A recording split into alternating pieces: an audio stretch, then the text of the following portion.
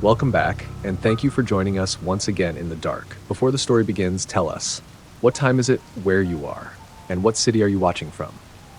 We're always curious where the shadows reach. Now, let the story unfold. Title: The Hollow Beneath the Roots. In the northern reaches of the frost-hung Aylwyn Woods, the villagers of Dregmore knew better than to venture too deep past the tree line. Not because of wolves, not because of the cold, but because the forest remembered. They said the trees whispered in a language older than the moon, that if you stood still too long, they'd lean close, brush your ear with bark and breath, and teach your bones how to rot. No one listened to those tales more than Mirren. She was born with frost-white eyes and the black veins of the word touch, a curse some said, a gift others feared. Her mother had gone mad. Her father never stayed long enough to give her a name, and yet Mirren lived. She grew tall in a crooked cottage at the edge of Dregmore among toads, tinctures, and ancient books that hummed when touched. She was the village's curse weaver, midwife, and watcher of the woods. When things screamed in the trees at night, Mirren was the one who stayed awake. Then, the dreams began. It started as a slow pulsing in her skull, like something breathing behind her eyes. She saw roots writhing beneath her bed, heard her name spoken through cracks in the walls. The forest was calling, but not as it once did. This time it remembered her. On the seventh night, her cat coughed up a human tooth. By morning, the frost on her window had formed a sigil she hadn't seen since childhood. The mark of the Hollow King. The Hollow King was a story, a tale to scare children. A tree demon older than time who ruled the woods before the gods found names. He devoured souls, not flesh, and grew forests from the bones of the forgotten. Mirren had read about him only once, in a crumbling journal sealed beneath her mother's floorboards. But stories in Dregmore had teeth. Mirren took her dagger, her book of bone wards, and an amber vial of moon oil. Then she walked into the woods. The snow fell like ash, and the trees leaned low with anticipation. She followed the dreams, north, then east, past the dead springs and whispering willows, into the thorns until she found the place from her visions. A gnarled tree, black as pitch, its trunk split like a yawning mouth. The hollow. She stepped into it. Inside was not a cave, it was a cathedral. A spiraling, root-choked expanse where the air pulsed like a heartbeat. The walls were slick with moss and bone. Strange lights flickered. Souls, maybe. Screams, maybe. Somewhere deep within, something shifted. At the center was a throne made of writhing roots. On it sat a figure, tall, robed in tattered bark, face obscured by a crown of hollow antlers. The Hollow King. "You came," he said, though his mouth never moved. Mirren gripped her dagger tighter. "You've been calling me." "Because you are mine," the king said. "Your blood bears my seed. Your mother offered you in return for silence." Mirren shook her head. "She died mad. She died free." The room trembled. Roots moved like snakes beneath her feet. The Hollow King rose, a thing too thin, too tall, more shadow than man. "You are a vessel," he said, "one of many. But the last of your line, you will carry me beyond this place, beyond time. No, you cannot deny the old blood." "I don't need to," Mirren said, and poured the moon oil in a ring around herself. The moment the circle was closed, the roots shrieked. The Hollow King recoiled. She whispered the bone ward, an incantation that laced agony into the old tongue. The ground quaked. The lights in the cavern spiraled violently. "You will not leave this place," she said, "and I will not carry your rot." But the king laughed. "Then let us both rot." Roots shot from the ground, breaking her circle. Her body lifted from the floor, her limbs stretching as the king's voice echoed through her mind. "I made you," he said. "Now become me." Pain lanced her spine, her bones shifting as her mouth opened in a silent scream. The Hollow tried to invade her soul, but something held fast. Something older, deeper, not fear, not magic. Memory. She remembered the taste of wild plums, the songs her mother hummed when lucid, the warmth of fire, the laughter of villagers who had once feared her. And she remembered her name, the one her mother whispered once, while lucid and bleeding, Mirren. With that name came a flood of light. From her chest burst a symbol of flame, a burning sigil of defiance. It seared through the roots, through the Hollow King's body, through the cavern itself. The Hollow screamed. The tree imploded. Mirren awoke alone in the snow. No tree. No throne, only ash and broken roots. She had won. But when she touched her chest, the sigil was still there. and in the wind behind her, the trees whispered her name, not with malice now, but reverence. The forest remembered her, and it always would. Title: The Weaver at Greyshell Moor. They say the fog at Greyshell Moor is not natural, that it does not roll but slithers, that it does not lift with the sun but waits, coiled and watching. No maps mark Greyshell anymore. The paths are buried beneath peat and thyme, the stones sunken, the trees stunted in gray like bones. But still, once every few decades, someone finds their way there. Or rather, is found by it. Marn was the kind of man who sought forgotten places. He cataloged lost settlements and vanished cults, scribbling fevered footnotes into the margins of history. When he heard whispers of Greyshell at a crumbling tavern in Blackwick, a town with too many doors and too few people, he bought a map drawn in ash and ink and left the next morning. He reached the edge of the moor at dusk. Fog churned low over the earth, as if waiting for permission to rise. The first night was uneventful. His campfire hissed, sputtered, then held. The wind carried strange sounds, clicks, low groans, but no footsteps. It was the second night when he found the thread. It lay stretched across the path like a silver hair shimmering in the moonlight, vibrating slightly in the wind. Curious, Marn reached down. The moment his fingers touched it, the fog around him thickened to blindness. And he heard her. Another soul to bind, she whispered. Marn spun. The fog had formed now, shapes flitting within it, limbs that didn't belong, heads that turned too slowly. He turned back. The thread was gone. So was the path. Panic surged through his spine, but he took a breath. Reminding himself he had studied stranger things, he began to walk, north, he thought, trusting the direction by feel. After an hour, a shape emerged ahead. A cottage, nestled in stone and moss, crooked but whole. Its windows were covered in yellowing cloth. A single lantern flickered behind the warped glass. He knocked. No answer. The door creaked open on its own. Inside was warmth. The hearth burned low but steady. Candles lined the shelves, wax pooling like dried blood. And above them dozens of threads, silken and fine, dangling from the ceiling like webs. A woman sat in the corner, old but not frail. Her skin was the gray of bark, and her eyes glowed like amber caught in smoke. Her hands worked a loom made of bone. Marn could not speak. "You touched my thread," she said. Her voice was calm, dry as wind on dust. "So now you're part of the pattern." He swallowed. "I didn't mean. No one ever does."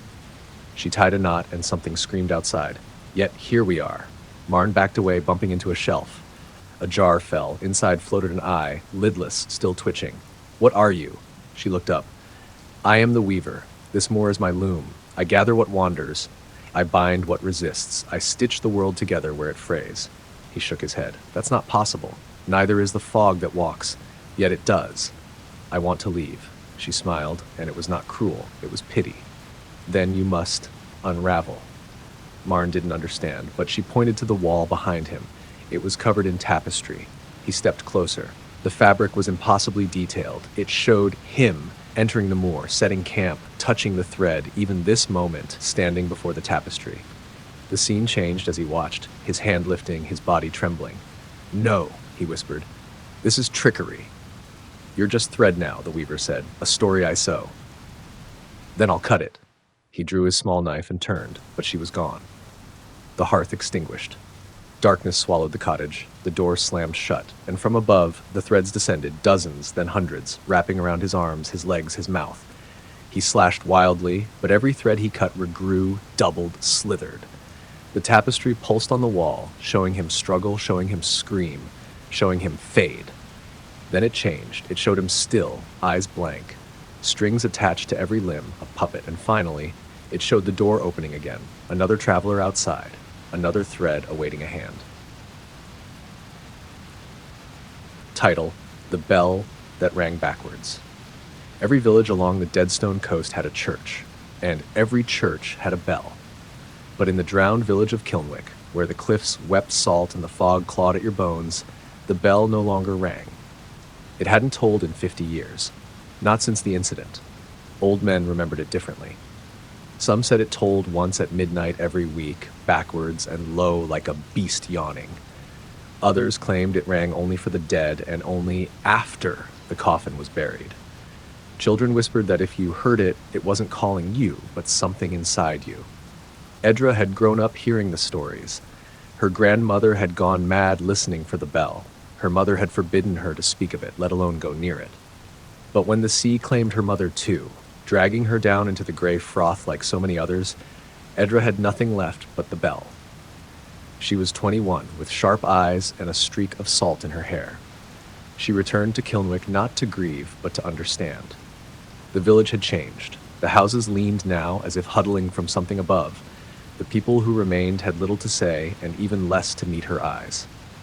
But the church still stood, tilted, barnacled, haloed by mist, and the bell tower loomed. On the third night she climbed it. The stairs creaked like wet bones. A draft twisted around her ankles. Each step felt like treading on memory, heavy and unsure. The bell sat silent at the top, suspended by sea-blackened beams. It was enormous, made of iron and etched with runes no one had ever translated. Edra reached out and touched its cold, pitted side. It shuddered. Then faintly it rang. Backwards. The sound was wrong. It didn't echo. It pulled, as though the air was being devoured. Edra staggered back, dizzy. The fog outside thickened instantly. Below, lights in the village flickered and died, and from the cliffs something answered. She descended the tower in a rush. At the base of the church stood a man in a black robe, face hidden beneath a salt-stained hood. He held a lantern that burned with blue fire. "You rang it," he said, voice like gravel. "You let it hear you." Edra bristled. "What do you mean? The bell doesn't ring forward anymore. It hasn't since the sea took the priest." "The sea?" He stepped closer. 50 years ago, the priest tried to bless the cliffs, said he heard voices, said the sea wanted in. And the bell rang itself that night, backwards. The tide rose, the cliffs split, the priest drowned screaming Latin with a fish's mouth. Edra stared. "This is nonsense." "You think so?" He raised his lantern. "Come, you'll see the cracks in the earth, the bones that shouldn't be there." Despite herself, she followed him through the fog, down to the shore, and there she saw them. Not bones. Teeth, a half-buried jaw wider than a boat, not fossilized. Wet, breathing. She backed away. "It's been waking for 50 years, the man said, but slowly, carefully. The bell is its voice. What is it? We call it the drowner, a thing that remembers drowning before time began. It was chained beneath these cliffs by gods long dead." Edra turned to run, but he caught her wrist. "Once it hears a soul through the bell, it marks them." "What do you mean?" "You can't leave now." She wrenched free and fled. The village was silent. No fire, no sound, just the fog and the echo of the bell in her skull, ringing backward still. She packed to leave. At first light, she would go inland, forget the cliffs, forget the sea. But the bell tolled again, and this time she saw them. Figures in the mist, tall, wet, smiling with mouths too wide and eyes like barnacles. They stood at the edge of the village, watching, waiting. That night, Edra dreamed she was drowning, but not in water, in memory of things that weren't hers. She saw an ocean with no sky, a mouth beneath the tides wide enough to swallow faith, and the bell, always the bell, hung inside a ribcage, ringing backward forever. She woke choking on seawater. Enough. She returned to the church one final time. Inside, she found the robe of the man with the lantern, but not the man. Only his skin, dried and folded neatly on a pew. She climbed the tower again. The bell loomed. "If I destroy it," she whispered, "this ends." She took a rusted hammer from a tool chest below. She raised it, but the bell spoke, not in words, but in loss. She saw her mother alive, smiling, her grandmother knitting by firelight, her home whole, her life unwounded, all offered back to her. If she would just let the bell finish its song. Her hands shook. The hammer fell. "No," she said. She struck the bell. It cracked. A sound like silence screamed outward. The fog screamed with it. The cliffs roared. From the sea rose something vast. She saw it only for a moment, a coil of flesh, an eye the size of the moon, a hunger that had learned patience. Then the cliffs collapsed, the sea took the village, and the bell, shattered, fell into the surf, sinking into darkness. Edra survived. She woke on a distant shore, alone. The salt burned into her skin. The fog never returned. But sometimes in her dreams she hears a bell ring in reverse, and something knocking gently at the back of her mind. Title: The Lantern Tree. No maps show the village of Elric Hollow anymore. It's as if the place willed itself into forgetfulness. No records, no history, no roads that lead to it. But every year on the winter solstice, a single trail appears deep in the Wexmere woods, marked only by hanging lanterns, dim orange orbs swaying in windless silence. They say those who follow the lanterns never return. Or worse, they do, but different, hollow-eyed, whispering of a tree that grows souls instead of fruit. Kala didn't believe in any of that.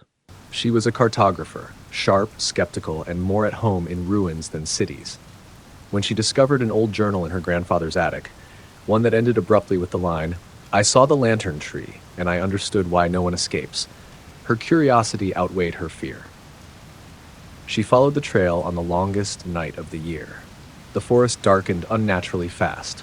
The lanterns appeared ahead of her just as the sun dipped beneath the world, one, then another, flickering into being without sound. Their glow was soft, inviting. She walked. No birds, no insects, only the crunch of dead leaves beneath her boots and the steady rhythm of her breath. The woods grew stranger as she went. The trees twisted into spirals, their bark braided with white moss. The air hummed like distant singing. Then the trail ended. Before her stood a clearing, with a single tree at its center. It was ancient, taller than any she'd seen, with bark like cracked obsidian and branches that reached like claws into the sky, and from every limb hung lanterns, hundreds, maybe thousands, each glowing faintly with different hues. The lantern tree. She approached. The air around it was colder, heavier, like the world held its breath. As she reached for the nearest lantern, a voice spoke, "Do not touch what remembers." Kala spun. A man stood behind her, thin, draped in robes the color of moonlight. His face was pale, eyes dark and endless. Around his neck hung a string of keys, none of them alike. "I didn't hear you," she said, startled. "You're not meant to," he replied. "Not unless the tree allows it." She glanced at the lanterns. "What is this place?" "This is the last place the soul passes before the forgetting," he said. "Each lantern holds what was, who they were, what they feared, what they gave up." Kala frowned. "These are people?" "The echoes of them." He stepped closer. Once, the tree grew in the center of the world. Then the world began to die, and the tree moved to the edges where forgotten things belong. And now it waits for those who can still hear its call. Kala felt something pull at her chest, a deep ache like memory unraveling. She looked again at the lanterns and saw one pulsing brighter than the others. Silver light. Her name carved faintly on its rim. Her knees weakened. "What is this?" she whispered. "Your lantern," the man said. "It was grown the day you were born, the moment you chose to forget who you were before this life." Kala shook her head. "No, I remember everything." "Do you?" His voice was gentle. "Do you remember the name you had before your mother named you? Do you remember the oaths you made before breath, before bone?" The tree creaked behind her. Lanterns swayed, softly clinking together. "No," she said, backing away. "This isn't real. It's more real than what you left behind." Kala turned and ran. The forest had changed. The trees now curved inward, forming a tunnel that twisted on itself. The lanterns no longer lit her way. The dark bled in. She ran until her breath tore, until her legs buckled. And then she stopped, because the clearing was in front of her again. The tree had never let her leave. The man waited there, expression mournful. "Once marked, the hollow does not let go," he said. "You came seeking a forgotten thing. Now you must choose." "Choose what?" He held out one of the keys. "Unlock your lantern, remember what you were before this life, or walk away and forget even this moment." Kala stared at the key. The lantern bearing her name flickered more urgently now. Inside, she saw shadows move. Flickers of a different place, a burning sky, a tower of bone, a throne she once knelt before. Tears welled in her eyes. "I don't want to know," she said. "Then leave." "But I can't, can I?" The man's eyes softened. "You can, but not the way you came." He pointed behind her. She turned. A second path now led away from the tree. It was darker than the one she had followed, lined with lanterns that gave no light. The cold was thicker, and a deep hum vibrated in her teeth. "If I walk that path, what happens?" she asked. "You'll forget all of this, all of you. And if I open the lantern, you'll remember what you were, and it may unmake what you are." Kala stood between silence and memory, between a truth too vast and a lie too kind. Then she reached for the key. It burned in her hand. She turned it in the lock of her lantern. The glass cracked. Light spilled out, not warm, but cold and infinite. The forest vanished. She remembered. She remembered wings made of storms, a war fought in the marrow of dead gods, a name spoken only in screams. And she remembered choosing this life to forget, to escape the thing she once was. She dropped the lantern. It shattered. The tree groaned. The man smiled. You've come home. Title: The Mourning House. They said the house at the end of Gallows Edge never stopped mourning. It was not a metaphor. Each dusk, long after the village lamps were lit and shutters drawn tight, the house would begin to cry. A low, keening wail that started from the floorboards and rose through the chimney like smoke. Not human, not animal. Just sorrow, raw and unceasing. No one lived there anymore, not since the Mallory family vanished. All except their daughter, Ansel. She was found wandering the woods 3 days after, barefoot and blood-stained, whispering, "We fed it wrong." Ansel hadn't spoken since. She was taken to the convent outside West Fen. The sisters said she never screamed, never slept, just drew the same image over and over, an empty bowl with teeth inside. 20 years passed. The village forgot the Mallorys. Or pretended to. But the house still wept. And now, Ansel had returned. No one recognized her at first. Her hair was white as bone, her eyes hollowed by time and knowledge. She said nothing, only stood before the iron gate of the mourning house, staring up at the crooked roof, her breath fogging in the cold dusk. She entered without knocking. The air inside smelled of mildew, of damp wood and old apologies. Dust coated every surface, her family's table, her father's boots, her mother's wedding portrait tilted askew on the wall. The floor creaked beneath her as if sighing in recognition. And from deep within the house, something whimpered. Ansel followed the sound. Down the hallway where time had warped the wallpaper into peeling curls. Past her childhood bedroom, door shut tight and sealed with ash. Into the kitchen, where the hearth lay cold and cracked. The bowl was still there, placed perfectly on the table. Carved from black stone, rim etched with dozens of tiny runes that pulsed faintly when she drew near. Inside was nothing, but her memories filled the emptiness. Her father's voice, "1 drop of blood each night, that's all it asks." Her mother's whisper, "If we miss the offering, it'll start feeding itself." Her own hand, once small and trembling, holding the blade. Ansel sat before the bowl and unwrapped her wrist. Scar tissue ran like rivers across her skin, old offerings long faded. She pulled a pin from her sleeve.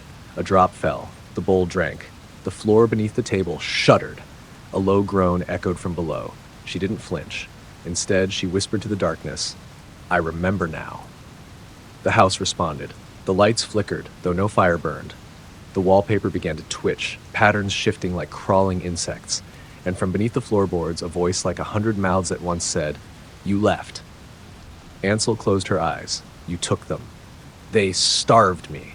You lied to us. I was hungry. You promised to protect us. I kept you safe, child, until they broke the covenant." Ansel stood. The walls wept in rivulets of black water. The bowl pulsed. She stepped into the pantry. At the back was a trapdoor, still sealed with wax and bone thread. Her family's last defense. Her father's voice again, "If the bowl ever runs dry, don't open the door, no matter what it says." She opened it. The ladder creaked as she descended into the dark. Below was not a basement. It was a chamber carved from ancient rock, smooth and veined with veins of red light. At its center, a pit. And from the pit rose a creature. No eyes, no mouth, only flesh, pulsing and wet, shaped vaguely like a man bowed in eternal prayer. Chains bound it to the stone, runes flickering across its skin. "I remember you," Ansel said. The creature writhed. "You were small once, beautiful. You sang to me." "I nourished you," the thing moaned. "I drank your sorrow. I kept your family from the deeper things. You lied.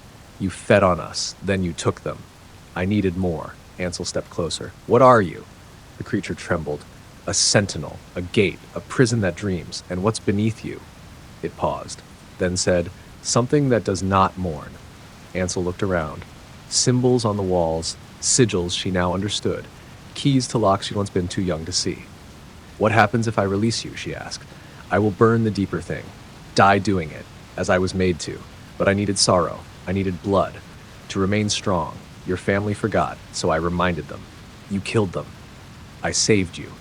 Ansel's hand hovered over the final binding rune, the one her mother had carved in her final hours, the one written in tongue-bitten blood.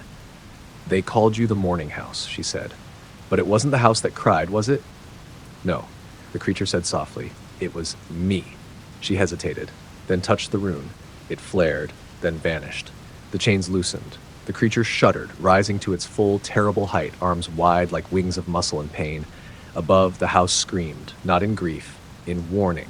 The floorboards split. The sky outside turned a color without name. Ansel climbed back up. The house was on fire, but the flames were cold. Time bent around her, memories unraveling.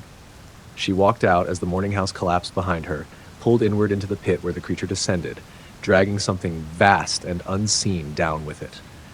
The wind stopped. The stars returned. And in the silence, Ansel heard a final sound, a sigh of relief. Title: The Orchard of Hollow Fruit. They warned travelers not to eat the fruit of Velwyn Orchard. It wasn't that it was poisonous. No, the fruit was delicious. Crimson pears, pale golden apples, and plums that bled violet juice. Sweet beyond imagination. Addictive. Too perfect. That was the problem. No birds nested in the trees, no insects buzzed, and the orchard's soil was cold, even in high summer. It stretched across the northern edge of the Graven Hills, untouched by time. The trees never aged, never withered, never dropped their leaves. They didn't need to. They were fed. Mira had heard the legends as a girl, sitting at her grandmother's hearth. Velwyn's fruit steals your soul but leaves your shadow behind to scream. A child's tale. A caution against gluttony. But now, older and desperate, Mira wondered if the orchard held something more than myth. She came to it near dusk, having followed a map inked on stitched skin and hidden in a dead man's diary. Her brother, Tavin, had gone missing weeks ago, last seen hunting game along the Graven Hills, the same hills where the orchard waited. The trees greeted her in silence. Their trunks were smooth and silver gray, their limbs long and low as if offering their bounty in solemn invitation. Dozens of fruits hung from every branch, glistening without sunlight. She wandered between them, calling Tavin's name. No answer, but then she saw him, or something like him, standing just beyond the next row of trees, hands at his sides, barefoot, staring. "Tavin!" she cried, rushing forward. He didn't move. His eyes were wide, vacant, his skin pale as though drained of all color. She stopped just short of him. "Tavin?" He smiled. It was wrong. Not crooked or cruel, empty like a smile remembered from the inside out. "I found it," he said, voice hoarse. "It tastes like memory." "Tavin, what happened to you?" "Your eyes. I saw our house," he said softly. "Before the fire. Mama was singing. The orchard let me taste it again." He lifted his hand, held out a pale, perfect apple.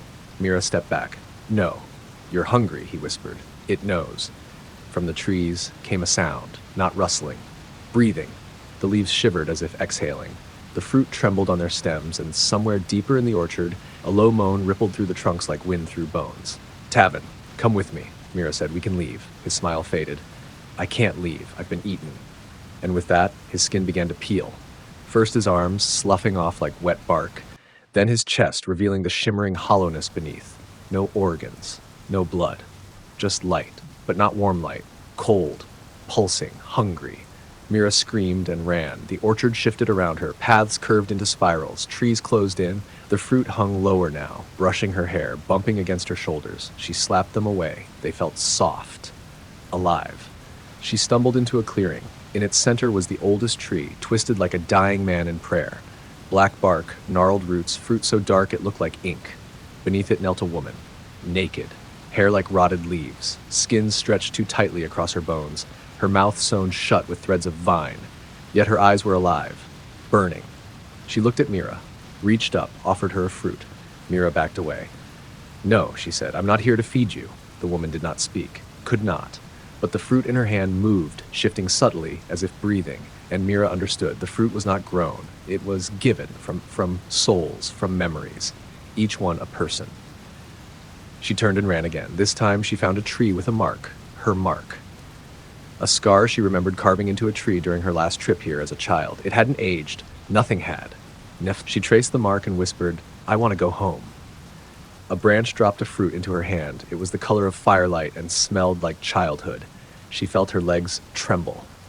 "I'm not yours," she said, hurling it into the dark. The orchard moaned. Behind her, branches snapped. Something moved, fast and low.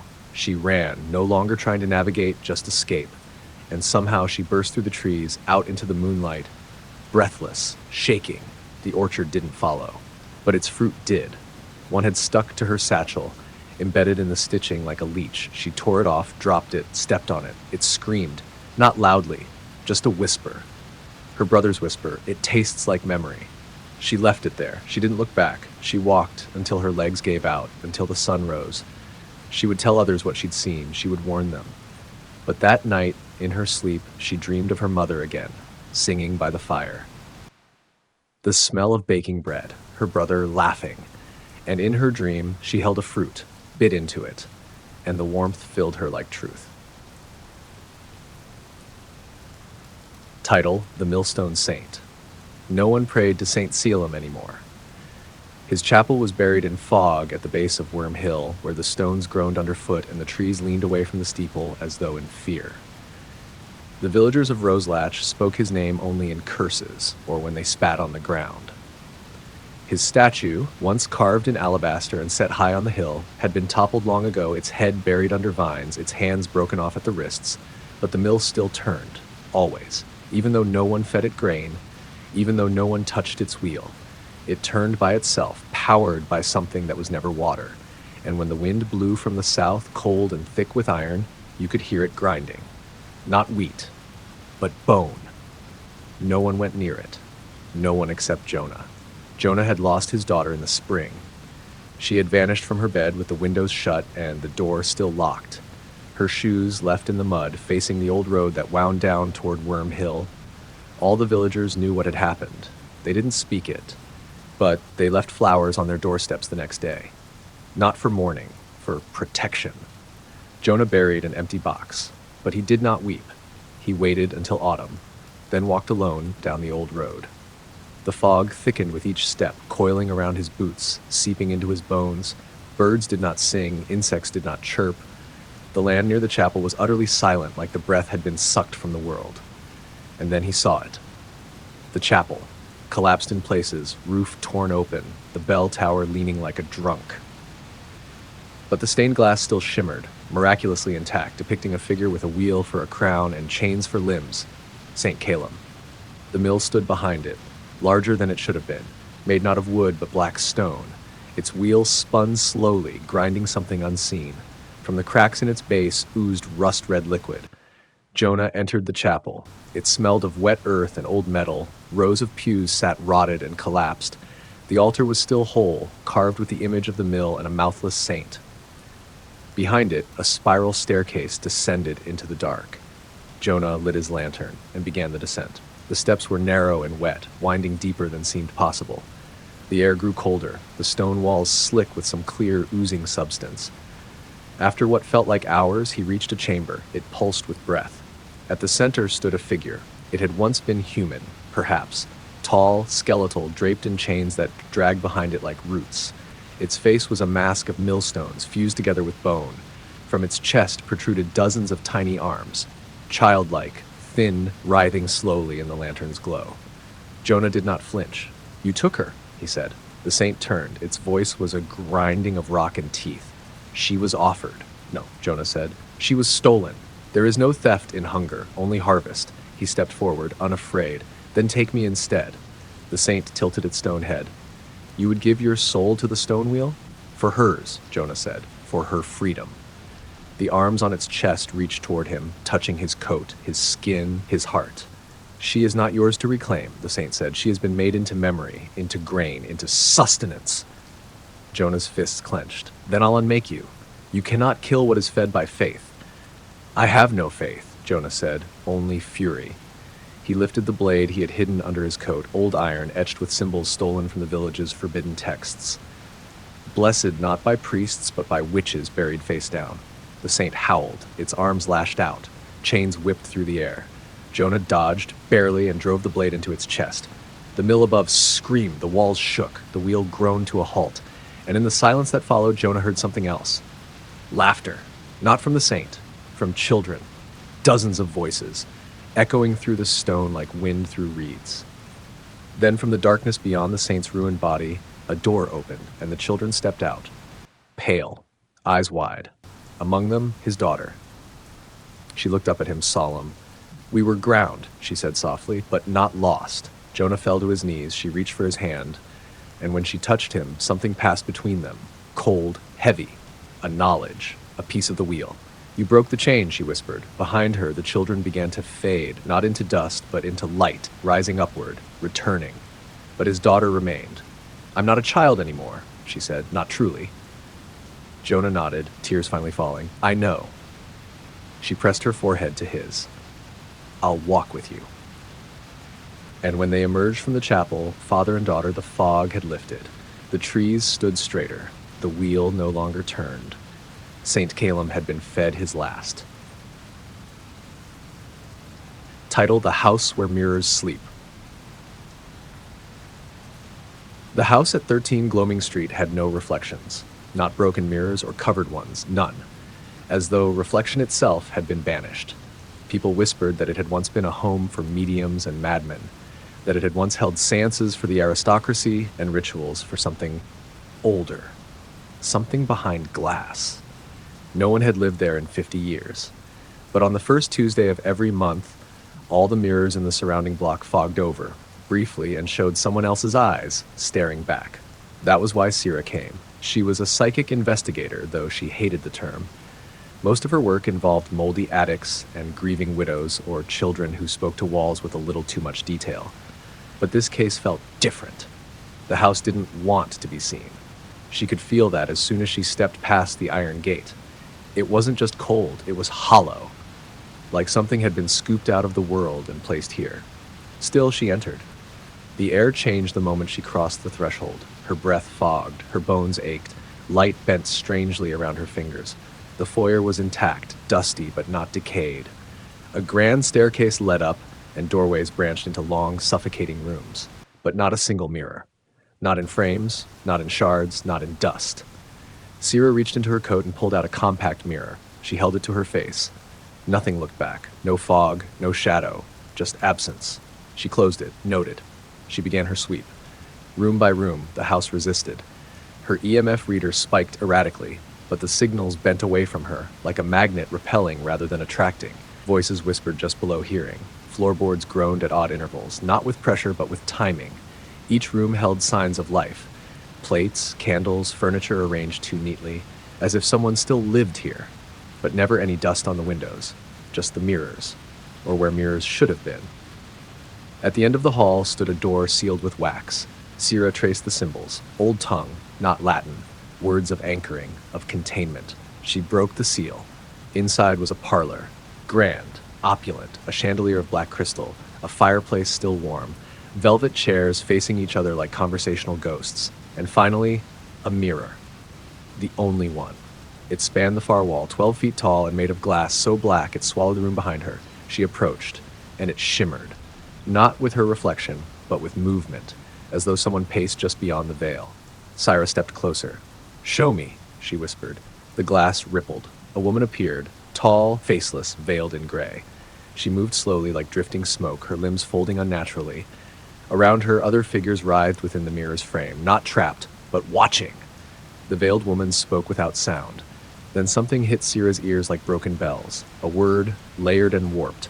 Unbound. The air snapped cold. The door slammed shut behind her, and the mirror cracked, not with force but with intent. One fracture, right down the center. Sira stepped back. The figures inside moved closer. She pulled a chalk circle from her bag and began to draw. Fast, careful. The mirror pulsed. Glass warped outward like water about to burst. Don't, Sira whispered, but it already had. From the crack stepped something, not the veiled woman, but her shadow. A twisting silhouette with fingers too long and joints that bent the wrong way. It didn't walk, it flowed. Sira stepped into her circle. The creature stopped, hissed. Around them, the room warped, colors inverted, the fire turned blue. The chandelier wept black droplets. Time stuttered like a skipping record. The shadow moved closer, hovering just outside the circle. It spoke, not aloud. Inside her skull. We were reflections once. Sira's nose bled. We showed them what they feared, what they were, what they might become. What do you want? She whispered. To be remembered. The mirror pulsed behind it. The veiled woman watched, unmoving. You were sealed, Sira said, for a reason. They called us lies, but we were truth in shape. They broke the pact and trapped us in glass. The creature extended a hand. It held a small shard of mirror. Your name is not yet written. Sira stared at the shard. It reflected her, but not as she was. She saw herself weeping, laughing, screaming in tongues, standing over a crowd of glass-eyed people, her fingers twitching like puppet strings, her true reflection, or perhaps a possible one. I didn't come to free you, she said. The creature smiled, or tried to. You already have. The mirror behind it shattered, and all the figures inside stepped free. The room howled.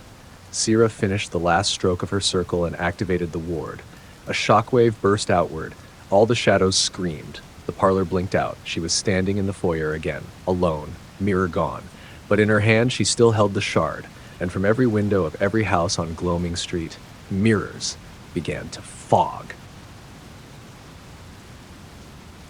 Title: The Pale Archive. There's a library beneath the city that doesn't appear on any map, not even the oldest ones. Its entrance shifts, sometimes a stairwell in an abandoned train station, sometimes a basement door sealed with wax. You don't find the Pale Archive unless it wants to be found, and it only wants readers who forget the moment they leave. But some remember. Alaric remembered. He was a book hunter, trained to retrieve lost grimoires and forbidden texts for private collectors. He'd chased phantom manuscripts from charred abbeys and pulled spellbooks from crypts bound in salted iron. But the Pale Archive, that was different. It came to him in a dream, cloaked in parchment and snow. A voice made of turning pages whispered, "You are overdue." When he woke, there was a book on his pillow. No title, no author, just a sigil burned into the cover, 3 vertical lines and a slit circle. Inside, a map. It led beneath the city. The tunnel was dry and long abandoned, carved not by human hands, but something with broader reach. The walls shimmered faintly, as if inked with writing he couldn't read unless he tilted his head just wrong. As he walked, a scent grew stronger. Old paper, candle wax, and moss? Then he found the doors. 12 feet high, pale wood, covered in keys that didn't match any lock. The moment he touched them, they opened. Inside was a chamber that defied logic. The Pale Archive stretched outward like a cathedral inverted, rows of bookshelves spiraling down into a pit of infinite pages. The shelves weren't just wood. They were made of bone, stone, and shadow. Some books whispered, others pulsed. One shelf bled softly from the spine of a massive ledger. "Welcome," said a voice behind him. He turned. A woman stood there, robed in translucent linen that moved like smoke. Her eyes were covered with strips of vellum, and her fingers were stained with ink. "I am the bibliognost," she said, "and you have entered the archive unannounced." Alaric hesitated. "I followed the map," she nodded. "Then you were chosen." He swallowed. "What is this place?" She gestured to the shelves. Every book no longer written, every idea erased, every memory that had to be stored somewhere. Yet Alaric took a step back. "This isn't a library. It's a prison." "For some," she said. "For you?" She didn't answer. Instead, she offered him a book. It had his name on the spine. He opened it. The first page showed his childhood, accurate in detail, but not memory. The events were correct. The emotions were not. His joys rewritten as grief. His fears warped into triumph. It was his life, but wrong. The pages turned themselves faster and faster until they reached a chapter he hadn't lived yet. He slammed it shut. "What is this?" The bibliognost tilted her head. "The archive records what should have happened, not what did. That's not possible. Possibility is our only currency here." Alaric stepped away. "I'm not staying. You'll leave," she said, "but you'll leave something behind." "What do you mean?" She pointed to his shadow. It was lagging. It moved a second behind him, slower, as if reluctant. The longer he stood in the archive, the more sluggish it became. It reached toward the shelves when he turned away. It read without him. "I've seen this before," he whispered, "in the Book of Hallowed Teeth. The concept of reflective displacement." She smiled. "You're a scholar. I'm a thief. Same thing." He turned back toward the doors. They were gone. In their place was a page. He approached it. A single sentence was written there in ink that moved. "To leave, you must write your own forgetting." He looked at the bibliognost. She held out a quill made of something too jointed to be a feather. "No tricks?" "No tricks," she said. "But be warned, the archive accepts only truth, not the truth you know, the one that hides underneath." Alaric stared at the page. Then he wrote, "I was never meant to know these things. I am not a hero. I am a man who steals knowledge to fill a hole I cannot name. My name is Alaric, but even that is borrowed. The page vanished. The shelves trembled. A stairway unfolded, leading upward into light. He turned once more. The bibliognost bowed. You will remember none of this, she said, but my shadow, he asked, it will remain, to finish your story. He climbed. The stairway led not into the city, but to a forest. He emerged beneath a moonless sky, dizzy, breathless. His satchel was lighter. The book with his name was gone. He felt incomplete, but also at peace. For now. Behind him, but deep beneath the earth, the pale archive turned another page. And Alaric's shadow began to write. Title: The Bellmaker's Hands. They say the village of Ovrin only rings its church bell once every 100 years, not to mark the century, but to warn of its end. The bell is no ordinary instrument. It was forged from black iron, not mined but harvested, from the armor of a knight who fell from the sky and burned for 3 days without ash. Its sound is not heard, it is felt, in the spine, in the blood, and only one person is allowed to ring it, the bellmaker. No one knows who chooses them, but once chosen, their hands are changed, blackened, hardened like stone. They live in the bell tower alone until the next toll, and they never speak again. In the year 999, the bell rang last. In the year 1099, it remained silent. Now it is 1199, and the wind has begun to moan. Elian was a blacksmith's apprentice, nothing more. She made horseshoes, hinges, the occasional sword for ceremonial parades. She didn't believe in the old bell stories, not truly. Superstition dressed up in steel. But on the night of her 22nd birthday, she woke to find her hands burned black. Not in pain, not in fire, but in purpose. The next morning, the village elders found her sitting at the steps of the bell tower, staring up, silent. They said nothing. They only nodded. It had begun again. Elian moved into the tower that day. The people brought her food but didn't stay. Her forge was moved beneath the bell, not for weapons, but repairs. The bell aged differently than the world around it. It cracked and healed, sighed and trembled, and sometimes at night it whispered, not in words, in names. Elian didn't remember when the dreams started. They showed her things the bell remembered. Wars in red skies, cities flooded by light, creatures that wore faces made of bees and spoke backwards. She saw villages like hers burned black and reset like clockwork. And always the bell. Watching, waiting. The villagers believed the bell protected them, but Elian knew better. It was counting. At midnight on the first frost of winter, her hands began to ache. The bell quivered above her as if excited. Elian climbed the steps slowly, each one colder than the last. The tower narrowed, the air thinned, and the bell waited. She reached the top, touched the rope, and the world shuddered, not from the sound, but from the silence before it. Then the bell rang. Once, low and long, like the sound of a mountain exhaling. Far below, lights went out across the valley. The river paused. The moon cracked just slightly like an old plate. Elian staggered back, clutching her chest. Her hands no longer ached. They thrummed. The bell was awake now, and it wanted more. The next night, the dream sharpened. She stood in the future, or the past. A village burned, her village, but wrong. People screamed, not in fear, but in reverence. The sky opened like an eye. From it something descended, metallic, vast, wrapped in veils of mist and wheels of flame. A god? No, a listener. Elian woke screaming, but no sound left her mouth. The bell had taken her voice. She descended to the forge, hands moving without thought. She began to craft, not weapons, not armor, chains, dozens of them, hundreds, each one inscribed with sigils she didn't know but somehow understood. When she finished, she carried them to the bell, wrapped them around its base, its rim, its mouth, and still it whispered. Names, dates, promises. It told her of what was to come, not destruction. Arrival. The bell wasn't a warning, it was a beacon, and she was the lighthouse keeper. Elian stood beneath the bell as snow began to fall through the cracks in the tower. Her hands trembled, not from fear, but from knowing she was the last chance to silence it. She climbed again, rope in hand, but this time she didn't pull. She reached into the bell's mouth, placed her blackened hands on its tongue, and whispered, not with voice but with intent. Stop! The bell shook, the tower groaned. Cracks spread through the stone, the air spun, and from within the bell something pushed back. A shadow. Not large, but endless. It oozed from the crack in the bell's rim, coiling around her feet, whispering secrets in shapes. It showed her what would happen if she let it ring again. Immortality. Order, light without shadow, a world rewritten in clarity. No fear, no hunger, just obedience. It showed her parents alive again, her old dog running in the fields, her brother unbroken. It offered peace, at the cost of will. Elian wept, and then she picked up her hammer. With all her strength, she struck the bell, once, twice.